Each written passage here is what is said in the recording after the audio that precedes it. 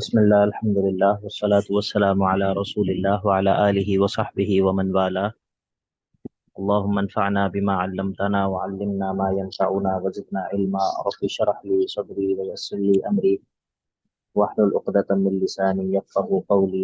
سبحانك لا علم لنا الا ما علمتنا انك انت العليم الحكيم. رب يسر ولا تعسر وتمم بالخير وبك نستعين. آیت نمبر 122 ہے. یا بنی اسرائیل اذکروا نعمتی التی انعمت علیکم وانی فضلتکم علی العالمین. یہاں پر ترغیب ہے کہ آخری نبی علیہ الصلوۃ والسلام پر ایمان لے آؤ. اس پر جو ہے وہ ترغیب ہے، اور کہا اے بنی اسرائیل، یعنی کہ پیچھے یہ سارا جو بیان ہوا، یہ اس سب کا تقاضا یہ ہے کہ اے بنی اسرائیل، یعنی کہ جو موجودہ قرآن کے نازل ہونے کے وقت جو یہود موجود ہیں، اذکرو یاد رکھو نعمتی میری ان نعمتوں کو. اچھا، ایک بات یہ یاد رکھیں کہ یہ جو نعمتی ہے، یہ بظاہر تو ایسے لگتا ہے جیسے نعمت جو ہے وہ مفرد صیغہ ہے، مفرد صیغہ ہے، لیکن یہ ایک عربیت کا اصول ہے کہ اسم جنس جب وہ مضاف ہوتا ہے تو اس سے مراد ایک چیز نہیں ہوتی، بلکہ وہ جمع کے معنی میں ہی ہوتا ہے. تو اسی لیے نعمتی کا معنی میں نے کیا کیا، میری نعمتوں کو، میری ان نعمتوں کو یاد رکھو، التی انعمت علیکم، جو میں نے تم پر کی، بطور انعام تم پر نازل کی. اور ان میں سے ایک یہ بھی تھی کہ وَأَنِّي فَضَّلْتُكُمْ، کہ میں نے فضیلت دی تمہیں، فضلتو فضیلت دی، کم تمہیں، علی العالمین تمہارے زمانے کے دیگر تمام لوگوں پر. واتقوا، اب آخر میں تخویف اخروی ہے. واتقوا یومن، اپنے آپ کو اس دن کے عذاب سے بچا لو کہ لا تجزی، کوئی فائدہ نہیں دے گا، نفس کوئی بھی نفس، عن نفس کسی دوسرے نفس سے، شیئا کچھ بھی، ولا یقبل منہا اور نہیں قبول کیا جائے گا، عدل اس سے کوئی بھی جو ہے وہ فدیہ، ولا تنفعها شفاعت اور نہ ہی کوئی سفارش اس کو فائدہ دے گی، ولا هم ینصرون اور نہ ہی یہ لوگ مدد کیے جائیں گے. اب یہاں سے آگے 124 سے لے کر 141 تک دوسرا باب ہے. اس میں سیدنا ابراہیم علیہ السلام سے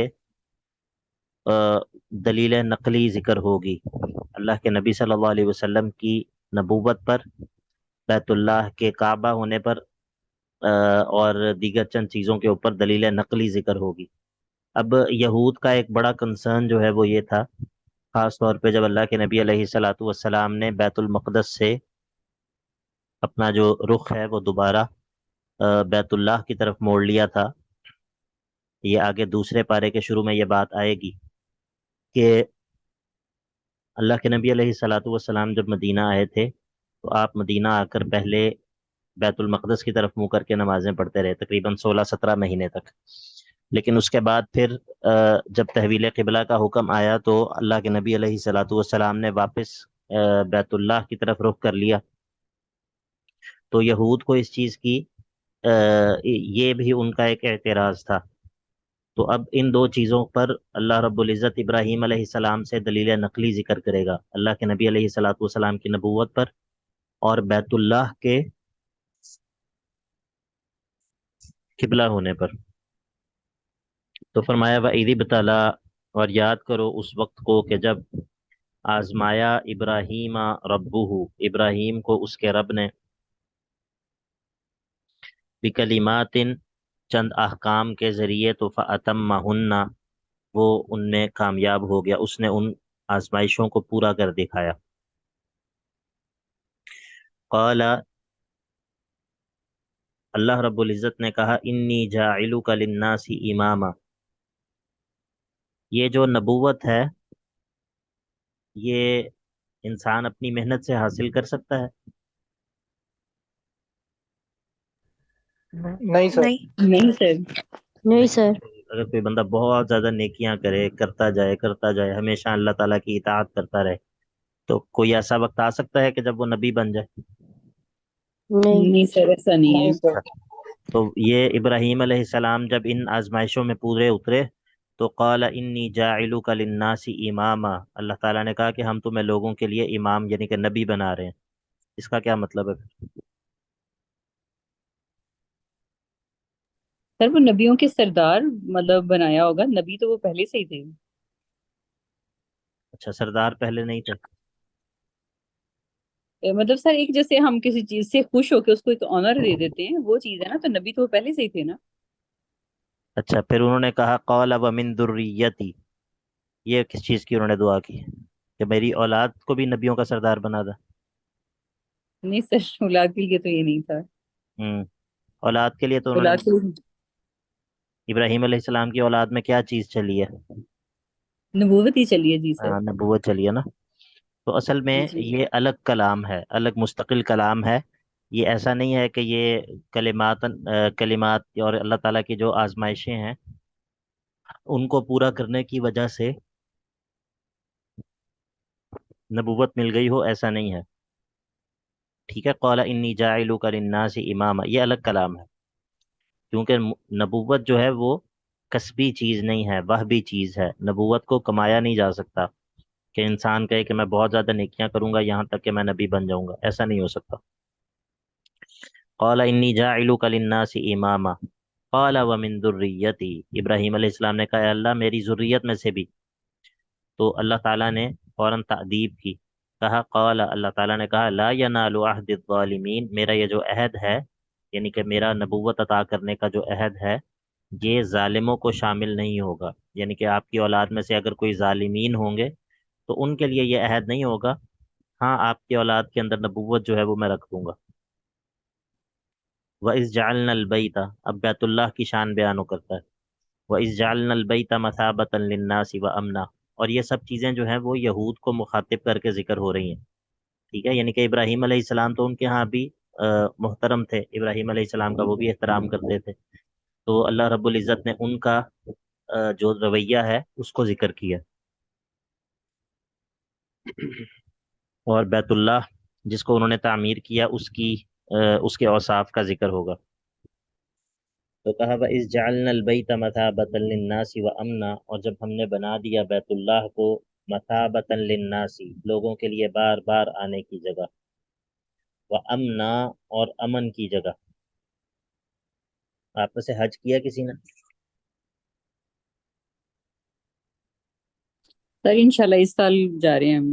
ماشاء اللہ، اور حج؟ عمرہ کیے تھے۔ عمرہ، ماشاء اللہ۔ عمرے والے کون ہیں؟ کس کس نے عمرہ کی ہے؟ سر سر میں نے بھی کیا وہ۔ جی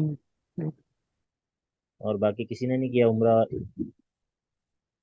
سر بہت خواہش ہے لیکن اللہ تعالیٰ کبھی خواہش تو منظور ہر ایک نہیں کی ہوتی، خواہش تو ہر مسلمان کی ہے نا۔ تو جی، وَإِذْ، میں نے بھی بہت عمرے اور بہت حج کیے ہیں۔ ماشاء اللہ ماشاء اللہ، اللہ تعالیٰ قبول کرے۔ وَإِذْ آمین۔ جَعَلْنَا الْبَيْتَ مَثَابَةً لِلنَّاسِ، اور جب ہم نے بنا دیا بیت اللہ کو مَثَابَةً لِلنَّاسِ، لوگوں کے لوٹنے کی جگہ، یعنی کہ لوگ بار بار لوٹ کر اس کی طرف آتے ہیں، اور انسان جتنی دفعہ بھی چلا جائے انسان کا جو دل ہے وہ اس سے بھرتا نہیں ہے اور سیر نہیں ہوتا۔ وہ امنا، اور امن کی جگہ بنا دیا۔ واتخذوا، اور ہم نے یہ کہا کہ بنا لو من مقام ابراہیم، مقام ابراہیم کو مصلی، نماز کی جگہ بنا لو۔ یہ مقام ابراہیم سے ایک تو وہ جو مطاف کے اندر پتھر ہے اس کو بھی مقام ابراہیم کہتے ہیں، لیکن اس کے علاوہ جو مناسک حج کی تمام جگہیں ہیں، منا ہے، مزدلفہ ہے، عرفات ہے، اور باقی جو جگہیں ہیں یہ سب جگہیں بھی مقام ابراہیم کہلائی جا سکتی ہیں، تو ان سب کو مصلی بنا لو، نماز کی جگہ۔ وعہدنا، اور ہم نے حکم دیا ابراہیم و ابراہیم و اسماعیل، ابراہیم اور اسماعیل کو، کہ ان طہر، کہ وہ پاک صاف رکھیں، بیتی، میرے گھر کو، اس اعتبار سے ظاہراً بھی اور باطناً بھی۔ باطناً اس طرح کہ اس کو شرک کی نجاست سے پاک رکھیں، اور ظاہراً اس طرح کے جو ظاہری نجاستیں ہیں ان سے پاک رکھیں، کیونکہ یہاں پر للطائفین والعاکفین والرکع السجود، طواف کرنے والوں کے لیے، اعتکاف کرنے والوں کے لیے، اور رکوع اور سجدے کرنے والوں کے لیے، چونکہ مسجد میں ایمان والوں نے آ کر عبادت کرنی ہے اور طواف کرنا ہے، تو اسی لیے ان کو چاہیے کہ وہ اس گھر کو جو ہے وہ اس کی پاکی اور طہارت کا اہتمام کریں، اس کو صاف ستھرا رکھیں۔ اس سے یہ پتہ چلتا ہے کہ اللہ تعالیٰ کے گھروں کی صفائی جو ہے یہ کوئی معمولی کام نہیں ہے، یہ بہت عظیم کام ہے اور اس کے بہت سارے فائدے ہیں، بہت سارے روحانی فائدے بھی ہیں، ظاہری فائدے بھی ہیں اس کے بہت سارے۔ کئی مسائل ایسے ہوتے ہیں، بعض علماء کے تجربات ہوتے ہیں نا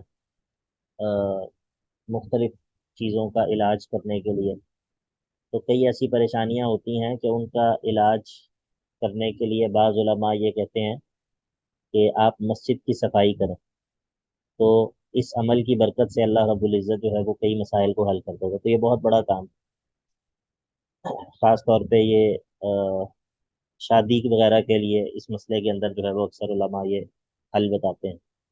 یہ بہت بڑا کام ہے۔ کہنے کا مطلب یہ ہے کہ بعض دفعہ ہمارے معاشرے میں جو بندہ مسجد کا خادم ہوتا ہے اس کو بڑا حقیر سمجھا جاتا ہے، تو یہ درست رویہ نہیں ہے۔ مسجد کا خادم، مسجد کی خدمت کرنے والا، مسجد کی صفائی کرنے والا، یہ بڑا عظیم کام ہے اور انسان کو خود بھی اس میں کوئی آر محسوس نہیں کرنی چاہیے۔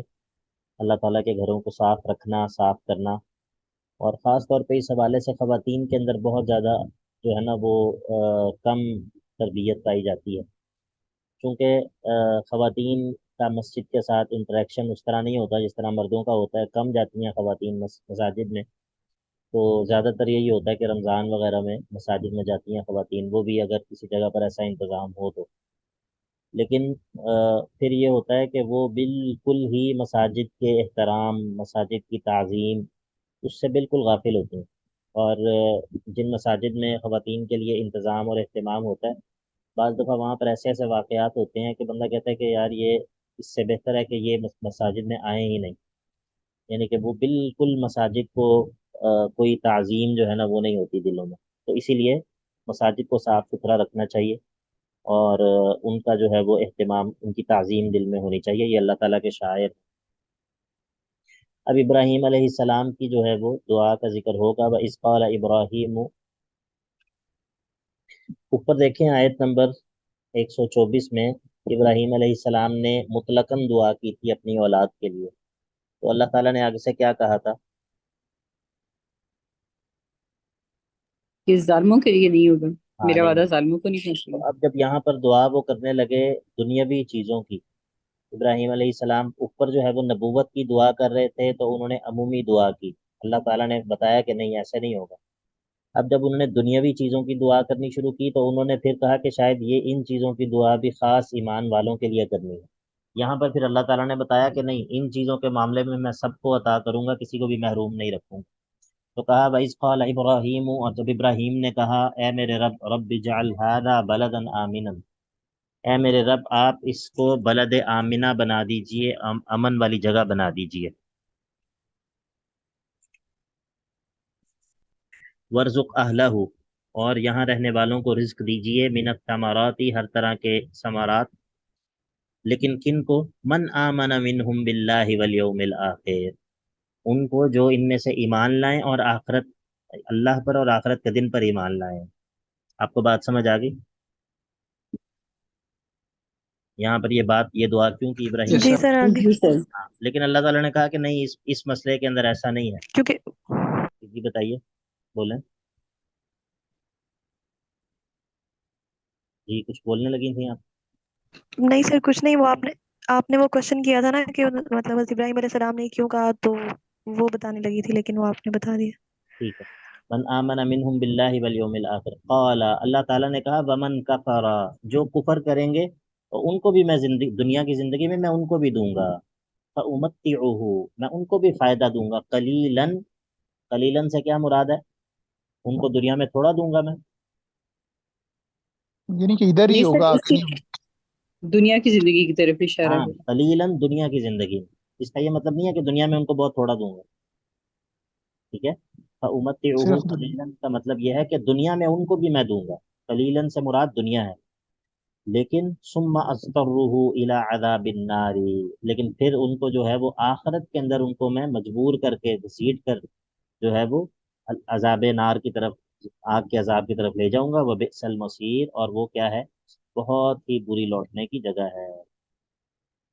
ٹھیک ہے، بات سمجھ آ گئی آپ کو کہ یہاں پر جو ہے وہ اللہ تعالیٰ نے کہا کہ دنیا کے بارے میں یہ بات نہیں ہے کہ میں صرف، آپ دعا کر رہے ہیں کہ میری اولاد میں سے آپ ان کو دیں جو اللہ پر اور آخرت کے دن پر ایمان رکھتے ہوں، نہیں، دنیا کے معاملے میں ایسا نہیں میں کروں گا، دنیا میں سب کو دوں گا۔ ٹھیک ہے، ہاں جب آپ نے نبوت کی دعا کی تو اس میں جو ہے وہ، اب ادھر ایک اور بات بھی پتہ چلتی ہے، فائدہ تربویہ، تربیتی فائدہ ہے یہاں پر ایک، وہ یہ ہے کہ دیکھیے انسان چاہے نبوت کے درجے پر پہنچ جائے، اور پھر نبی بھی عام نبی نہیں، ابراہیم علیہ السلام کے درجے کا نبی ہو، تو وہ تب بھی اللہ تعالیٰ سے مانگنا جو ہے وہ اس کو سیکھنے کی ضرورت ہے۔ اللہ تعالیٰ سے مانگنا، اس کو سیکھنے میں وہ تب بھی اللہ کا محتاج ہے۔ بات سمجھ آ گئی آپ کو؟ جی سر۔ جی جی سر۔ سر۔ اس وجہ سے یہ جو انبیاء کی دعائیں ہیں، یہ دعائیں ایسا نہیں ہے کہ انبیاء نے خود سے کچھ سمجھا اور خود سے کچھ اپنی طرف سے انہوں نے سمجھ کے مانگ لیا، نہیں، یہ انبیاء کی دعائیں جو اللہ رب العزت ذکر کرتا ہے، یہ اللہ تعالیٰ کی سکھائی ہوئی دعائیں ہیں، اور یعنی کہ اس کا مطلب یہ ہے کہ ان دعاؤں کو سیکھنا یہ بہت ضروری ہے، کیونکہ ان دعاؤں کے ذریعے ہمیں اللہ سے مانگنے کا سلیقہ آتا ہے۔ ان دعاؤں کے ذریعے ہمیں اللہ تعالیٰ سے مانگنا آئے گا کہ اللہ تعالیٰ سے کیسے مانگنا ہے اور کیا مانگنا ہے۔ ٹھیک ہے، ہم یہ دونوں چیزیں سیکھنے کے محتاج ہیں، ایک تو یہ کہ اللہ سے کیا مانگنا ہے، اور دوسرا یہ کہ اللہ سے کیسے مانگنا ہے۔ ٹھیک ہے، تو یہ دونوں چیزیں انبیاء کی دعاؤں کے اندر آپ غور کریں گے تو وہاں پر آپ کو یہ دونوں چیزیں ملیں گی، کیا، تاکہ انسان جو ہے وہ، اور ظاہر ہے کہ اللہ تعالیٰ سے تو انسان مستغنی تو نہیں ہو سکتا نا، اللہ تعالیٰ سے اگر وہ بے نیاز ہو جائے تو پھر وہ مخلوق کیوں ہے، پھر اس کو تو خالق ہونا چاہیے، معبود ہونا چاہیے، لیکن نہیں، ہم اللہ تعالیٰ کے محتاج ہیں، ہمیں اللہ تعالیٰ کی ضرورت ہے، ہم اللہ سے بے نیاز ہو ہی نہیں سکتے، تو جب ہم اللہ سے بے نیاز نہیں ہو سکتے تو اور ہمیں اللہ سے مانگنا بھی چاہیے، اس کو یہ پسند بھی ہے، تو پھر یہ اس سب کا تقاضا یہ ہے کہ پھر ہم اللہ سے مانگنا سیکھیں کہ اللہ سے کیسے مانگا جائے اور اللہ سے کیا مانگا جائے۔ تو یہ انبیاء کی دعائیں، اور یہ یعنی کہ یہاں پر ہم نے یہ دیکھا کہ ابراہیم علیہ السلام نے پہلے دعا کی تو اس میں بھی غلطی ہو گئی، اللہ تعالیٰ نے فوراً اصلاح کی، اور دوسری دعا کی اس میں بھی غلطی ہو گئی، اس میں بھی اللہ تعالیٰ نے بتایا کہ نہیں، اس میں ایسا نہیں ہوگا، اس میں جو ہے وہ میں سب کو دوں گا۔ وَإِذْ يَرْفَعُ إِبْرَاهِيمُ الْقَوَاعِدَ مِنَ الْبَيْتِ، اور جب ابراہیم بلند کر رہے تھے القواعد من البیت، بیت اللہ کی بنیادوں کو، وہ اسماعیل، اور اسماعیل بھی آپ کے ساتھ، تو ساتھ وہ کیا کہہ رہے تھے، ربنا تقبل منا، اے ہمارے رب ہم سے اس کو قبول کر لے، انک انت السمیع العلیم، بے شک تو ہی ہر چیز کو سننے والا ہے اور ہر چیز کو جاننے والا ہے۔ تو عمل سے زیادہ عمل کی قبولیت کی فکر جو ہے نا، یہ انسان کو درپیش ہونی چاہیے۔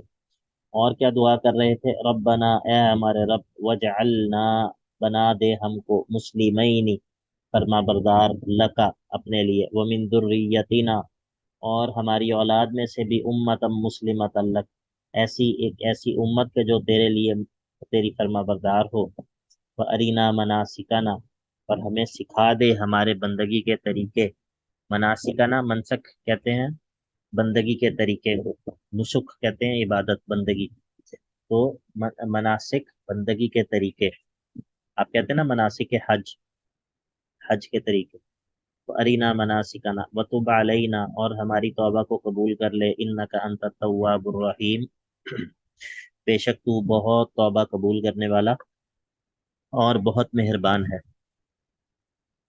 تیسری دعا،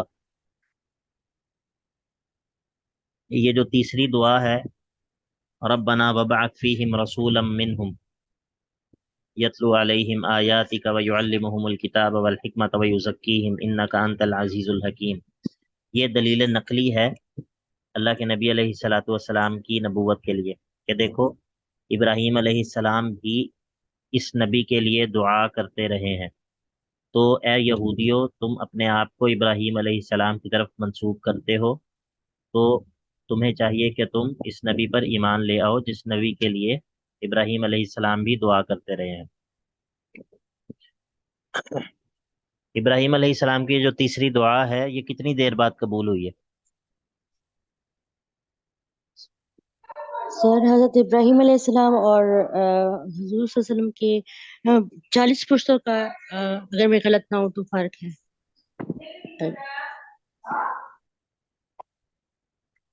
یہ درمیان میں تقریباً 2000 سال ہے، ٹھیک ہے؟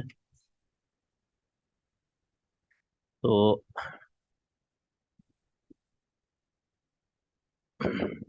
اس کا مطلب یہ ہے کہ دعا کی قبولیت کب ہوگی، اس حوالے سے اتنا زیادہ پریشان نہیں ہونا چاہیے۔ ہماری دعا اگر کچھ عرصہ قبول نہ ہو تو ہم کیا کرتے ہیں؟ ہم مایوس ہوتے ہیں ہاں، مایوس کچھ ہو لوگ۔ جاتے ہیں نا۔ تو ابراہیم علیہ السلام کی دعا، یہ دعا 2000 سال بعد قبول ہوئی۔ ربنا وبعث فیہم رسولا منہم، اور اے ہمارے رب بھیج ان میں، میری ذریت میں، رسولا، ایک ایسا رسول کہ منہم، جو انہی میں سے ہو، یتلو علیہم آیاتک، جو ان پر تلاوت کرے آپ کی آیات کو، ویعلمہم الکتاب والحکمت، اور ان کو کتاب و حکمت کی تعلیم دے، ویزکیہم، اور ان کا تزکیہ کرے، انک انت العزیز الحکیم، بے شک اے اللہ آپ اس پر غالب بھی ہیں اور آپ بہت حکمت والے بھی ہیں۔ یہاں پر ابراہیم علیہ السلام نے جب دعا کی ہے تو انہوں نے یتلو علیہم آیاتک ویعلمہم الکتاب والحکمت ویزکیہم، تزکیہ کو آخر میں ذکر کیا ہے۔ لیکن جب اللہ رب العزت نے اس دعا کی قبولیت کی ہے، سورہ آل عمران کے اندر ذکر ہے، وہاں پر اللہ تعالیٰ نے تزکیے کو تعلیم کتاب و حکمت سے پہلے ذکر کیا ہے۔ اس کی وجہ یہ ہے کہ جو تزکیہ ہے، تزکیہ اور تربیہ اور ایمان کو سیکھنا، یہ تعلیم کتاب و حکمت سے مقدم ہے، تعلیم کتاب و حکمت سے مقدم ہے۔ اسی لیے صحابہ بھی اللہ کے نبی علیہ الصلاۃ والسلام سے پہلے ایمان سیکھتے تھے، پھر قرآن سیکھتے تھے۔ صحابہ کہتے ہیں کہ كنا نتعلم الایمان قبل ان نتعلم القرآن فتعلمنا القرآن فازددنا به ایمانا، کہ ہم اللہ کے نبی علیہ الصلاۃ والسلام سے قرآن سیکھنے سے پہلے ایمان سیکھا کرتے تھے، اور پھر جب ہم قرآن سیکھتے تو اس قرآن کی وجہ سے ہم ایمان میں اور بڑھ جاتے تھے، ٹھیک ہے؟ تو اسی لیے اس دعا کی بھی اللہ رب العزت نے اصلاح کی ہے، ابراہیم علیہ السلام کی اس دعا کی بھی اللہ رب العزت نے اصلاح اس طرح کی ہے کہ جہاں پر دعا کی قبولیت کا ذکر کیا ہے، وہاں پر جو تعلیم کتاب و حکمت ہے اس سے پہلے تزکیہ کو ذکر کیا ہے۔ بلکہ آپ لوگ نکالیں ذرا، سورہ آل عمران دیکھتے ہیں، سورہ آل عمران میں کدھر کر کے ہے یہ، سورہ آل عمران کی آیت نمبر 164، سورہ آل عمران کی آیت نمبر 164، سورۃ البقرہ کے اندر بھی ہے جی، یہاں پر سورہ آل عمران میں بھی ہے 164، دیکھیے۔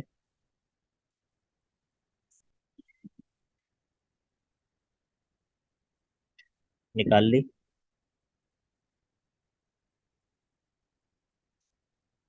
یا شباب جی سر۔ دیکھیں، جی سر۔ نکال لیا سر۔ جی، لقد من اللہ علی المؤمنین اذ بعث فیہم رسولا من انفسہم یتلو علیہم آیاتہ ویزکیہم ویعلمہم الکتاب والحکمہ، ٹھیک ہے؟ یعنی کہ تزکیے کو اللہ رب العزت نے مقدم کیا ہے۔ تو یہ میں نے آپ کو بتایا کہ یہ اسی لیے ہے کہ جو ایمان ہے، ایمان اور تزکیہ، یہ تعلیم کتاب و حکمت سے پہلے ہے۔ انک انت العزیز الحکیم۔ اب یہ جو ابراہیم کا یہ جو طریقہ ہے کہ ابراہیم علیہ السلام کی ملت ہے، اب اگر یہود جو ہیں وہ ابراہیم کے اس طریقے کی پیروی نہیں کر رہے تو اس کا مطلب ہے کہ وہ بے وقوف ہیں۔ تو اس لیے اللہ رب العزت فرماتا ہے کہ وَمَن يَرْغَبُ عَن مِّلَّةِ إِبْرَاهِيمَ إِلَّا مَن سَفِهَ نَفْسَهُ، اور اس سے بڑھ کر بے وقوف کون ہوگا جو ابراہیم کے راستے کو چھوڑ دے، ومن یرغب عن ملت ابراہیم، اور جو بے رغبتی کرے ابراہیم کے راستے سے، وہ نہیں ہے الا مگر یہ کہ من سفیہ نفسہ، جو کہ بے وقوف ہو۔ وَلَقَدِ اصْطَفَيْنَاهُ فِي الدُّنْيَا، اور یقیناً ہم نے ان کو چن لیا تھا نبوت کے لیے دنیا میں۔ وَإِنَّهُ فِي الْآخِرَةِ لَمِنَ الصَّالِحِينَ، اور آخرت میں بھی وہ ہمارے صالح بندوں، بہترین بندوں میں سے ہے۔ اب ہم پیچھے کہا کہ جو ملت ابراہیم سے بے رغبتی برتے وہ بے وقوف ہوگا، اس کے علاوہ اور کوئی نہیں ایسا کر سکتا۔ تو اب ملت ابراہیم ہے کیا؟ اذ قال له ربه اسلم، ملت ابراہیم یہ ہے کہ جب اس کے رب نے اس سے کہا کہ اسلم، ہمیشہ میرا فرما بردار رہو، ہمیشہ میرے فرما بردار رہو۔ قال، اس نے کہا اسلمت لرب العالمین، میں رب العالمین کا فرما بردار ہو گیا۔ یہ ہے ملت ابراہیم، اپنے آپ کو اللہ رب العزت کے سامنے جو ہے وہ سر تسلیم خم کر دینا، اپنے آپ کو اس کے لیے خالص کر دینا، باقی چیزوں سے کٹ کر اکیلے اسی کی طرف متوجہ ہو جانا، جس کو حنیفیت بھی کہتے ہیں۔ تو یہ ہے ملت ابراہیم۔ اب نہ صرف یہ کہ وہ خود اکیلے اللہ کے لیے مخلص تھے، بلکہ وہ اپنی اولاد کو بھی اسی کی وصیت کرتے تھے۔ تو ووصّا بہا، اور وصیت کی اسی کلمے کی۔ کس کلمے کی؟ کہ وہ خود کو جھکا لے اللہ کے لیے۔ اسلمت توحید لرب کی۔ العالمین، اسلمت لرب العالمین، اس کلمے کی، اسی کی وصیت کی ابراہیم، و ابراہیم نے بنی ہی اپنے بیٹوں کو، و یعقوب، اور یعقوب نے بھی۔ اسی کلمے کی وصیت یہ لوگ اپنی اولاد کو کر کے جاتے تھے۔ یا بنی، یا اے میرے بیٹو، ان اللہ اصطفیٰ لکم الدین، بے شک اللہ نے تمہارے لیے ایک دین کو پسند کر لیا ہے۔ فلا تموتن الا وانتم مسلمون، تو ہرگز تمہیں موت نہ آئے مگر اس حال میں کہ تم اللہ کے فرما بردار ہو۔ ہرگز تمہیں موت نہ آئے اس حال میں کہ تم، مگر اس حال میں آئے کہ تم اللہ کے فرما بردار ہو۔ معنی یہ ہے کہ تم دین پر قائم رہو، تاکہ جب بھی تمہیں موت آئے اسی حال میں آئے کہ تم اللہ کے فرما بردار ہو۔ یعقوب علیہ السلام کے بارے میں یہ کہتے تھے کہ انہوں نے یہودیت کی وصیت کی ہے، اس لیے ہم یہودیت کو نہیں چھوڑ سکتے۔